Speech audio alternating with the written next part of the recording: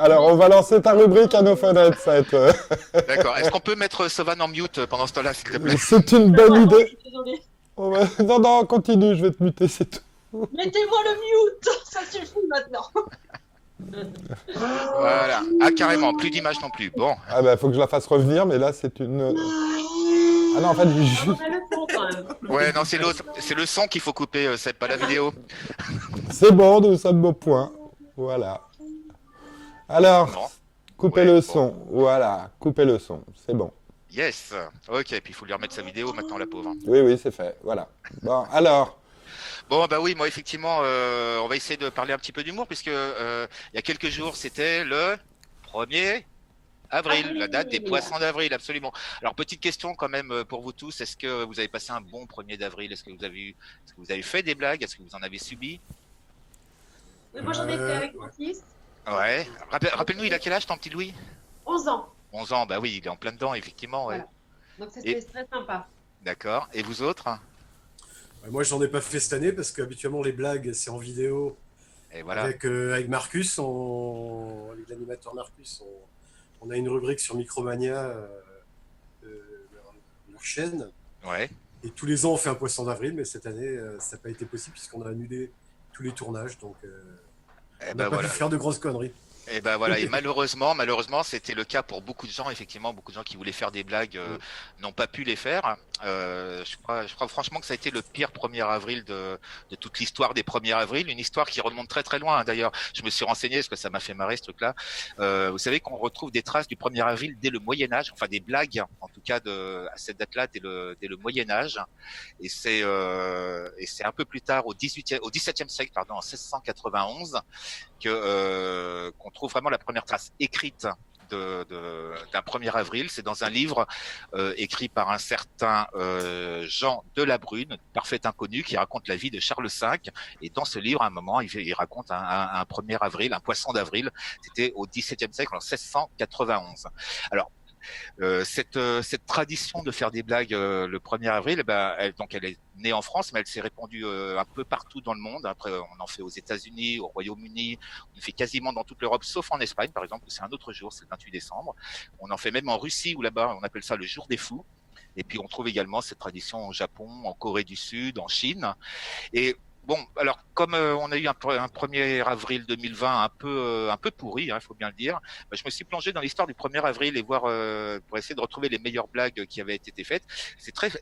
J'ai été surpris de la facilité avec laquelle j'ai retrouvé ces informations. Figurez-vous qu'il y a une page Wikipédia qui résume tout ça, qui reprend les meilleurs poissons d'avril depuis je ne sais plus quelle année, depuis très longtemps. En tout cas, voilà. Alors, j'en ai relevé quelques-uns dans l'histoire des 1er avril. Je vais vous en faire part. Par exemple, en 1970, France Inter, la radio France Inter avait annoncé que la tour Montparnasse était trop haute pour les règlements d'urbanisme et qu'elle devrait donc voir ses derniers étages supprimés. Je ne comprends pas la pagaille que ça avait mis.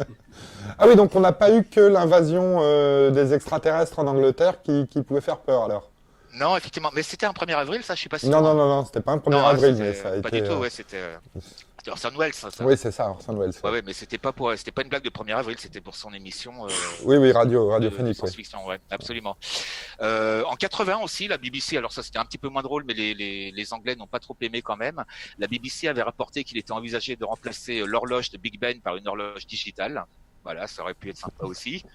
Plus fun, toujours au Royaume-Uni. Le journal The Independent, qui est un journal donc britannique, avait annoncé que des archéologues avaient retrouvé le village d'Astérix quelque part en Bretagne près de Lannion, et ça correspondait exactement à l'endroit où Uderzo et Goscinny l'avaient placé sur la carte de France qu'on retrouve au début de chaque album d'Astérix. Ça, c'était plutôt sympa. En 2008, Blizzard, pour les joueurs Blizzard, avait annoncé une nouvelle classe de héros pour World of Warcraft. C'était le Bard. Et le Bard qui était censé être joué exactement comme dans Guitar Hero. Il fallait le faire jouer en rythme. C'était plutôt sympa, ça avait bien fait rire. Un autre truc qui m'a bien fait marrer dans l'histoire du 1er avril, alors en 2014, c'est Samsung qui avait dévoilé un petit routeur très particulier qu'il avait appelé le Fly. Un routeur informatique, un routeur réseau donc, qui avait la particularité d'être attaché au pigeon qui seront aussi déployés un petit peu partout dans le ciel. En l'occurrence, c'était à Londres, lors d'une phase pilote, et qui permettrait C'est le cas de le dire, une phase pilote. Pardon, oui. excuse-moi. Non, ouais. Pardon. Et qui permettrait donc d'avoir une connexion Wi-Fi à peu près n'importe où, partout en ville. Voilà, c'était assez rigolo. En 2017, vous en souvenez peut-être, c'est déjà plus récent, Google avait présenté le Google Gnome. C'était une version de son assistant personnel Google Home, hein, qui avait l'apparence d'un nain de jardin et qui était conçu pour une utilisation en extérieur. Pas mal. Alors, je sais pas si Pas vous avez mal. vu ça. Non, mais pas En mal. 2018, il y avait la gendarmerie du Rhône aussi, on revient en France, là, qui avait annoncé que des aigles seraient équipés de caméras de vidéosurveillance pour verbaliser les infractions routières. Pas mal. Voilà, c'était sympa, ça me fait marrer. Bon voilà, donc quelques petits trucs qui m'ont fait marrer comme ça. Et 2020, donc ouais, pire 1er avril de l'histoire, notamment chez Google. Pas de poisson d'avril chez Google, puisque Lorraine Touhill, qui est la directrice de marketing de Google, a envoyé un mail à toutes ses équipes en leur demandant, c'est très officiel, hein, en demandant de mettre cette tradition en pause cette année, par respect pour tous ceux qui luttent contre la pandémie. Et elle conclut en disant: gardons nos blagues pour avril de l'année prochaine, qui sera sans doute beaucoup plus joyeux que celui-ci. Elle n'a pas tort dans l'absolu. Et donc ça explique effectivement que Google et plein d'autres entreprises qui avaient l'habitude de faire des poissons d'avril se sont retenus cette année. C'est un sentiment vraiment globalement partagé, et notamment par les médias, avec en plus, et ça je l'ai appris par ailleurs, un risque, enfin une crainte plutôt d'un risque de confusion entre le poisson d'avril et les fake news. Vous savez qu'aujourd'hui les fake news sont, voilà, on les arrête plus et elles deviennent de plus en plus crédibles. Oui, on en a déjà voilà, bien parlé dans la première émission et c'est vrai que c'est un vrai sujet. Et là, valait mieux pas trop plaisanter. En effet, on ne sait plus trop ce qui peut être vrai ou pas, donc malaise. C'est ça, toute la difficulté pour les médias, c'est de trouver le bon équilibre entre vannes dont on doute un petit peu, mais on comprend au bout d'un moment que c'est une vanne, et puis la fake news, voilà, qui peut être très destructrice, quoi, très dangereuse. Donc du coup, les médias se retiennent un petit peu aussi de faire des poissons d'avril. Le canard, par exemple, c'est retenu? Alors le canard, non, il s'est pas retenu. J'y viens justement. J'allais dire justement, sauf évidemment les canards complètement décalés, enfin les médias complètement décalés, comme le Gorafi par exemple, qui lui, il fait des 1er avril toute l'année. Hein. Oui. Mais alors donc en 2020, on a quand même eu quelques blagues qui m'ont bien fait marrer. Donc je t'ai envoyé quelques captures. Ouais. Alors celle qui a sans doute été la plus faite sur les réseaux sociaux, c'est la première qu'on va vous montrer, le poisson d'avril au sens premier du terme. C'est le poisson rouge tout seul dans son bocal. Ça évoque évidemment le confinement, le poisson qui s'emmerde tout seul, qui tourne en rond.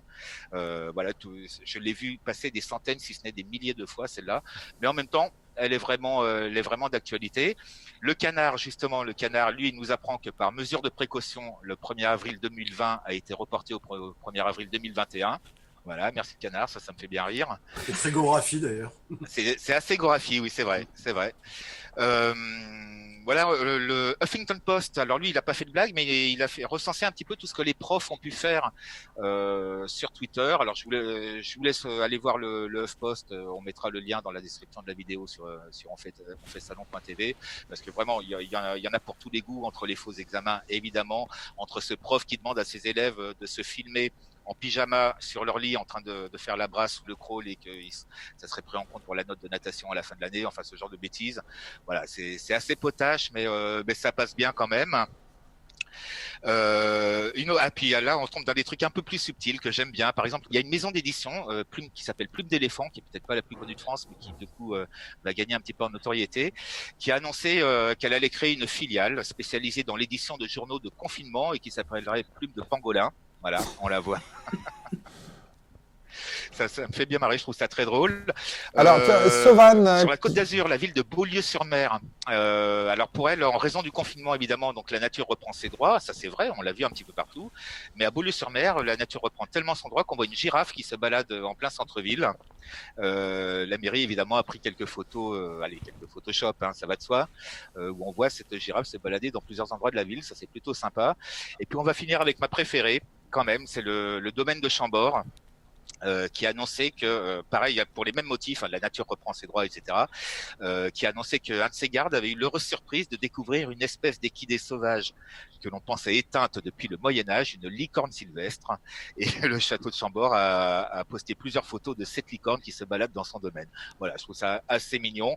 En tout cas, même en période de confinement et même dans des temps où l'humeur n'est pas forcément à la rigolade, des gens arrivent quand même à faire quelques blagues plutôt sympas, c'est cool.